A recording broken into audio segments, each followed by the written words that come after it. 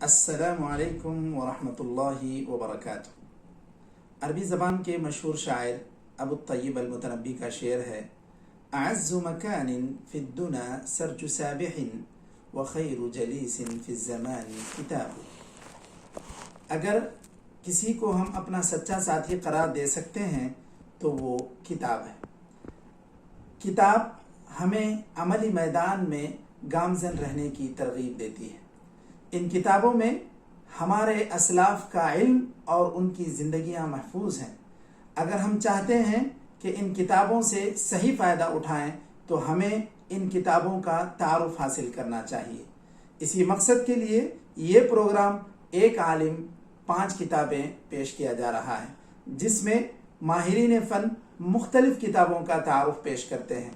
آپ سے گزارش ہے کہ آپ اس پروگرام کو خود بھی دیکھیں اور اپنے دوست احباب کو بھی اس کی جانب توجہ دلائیں۔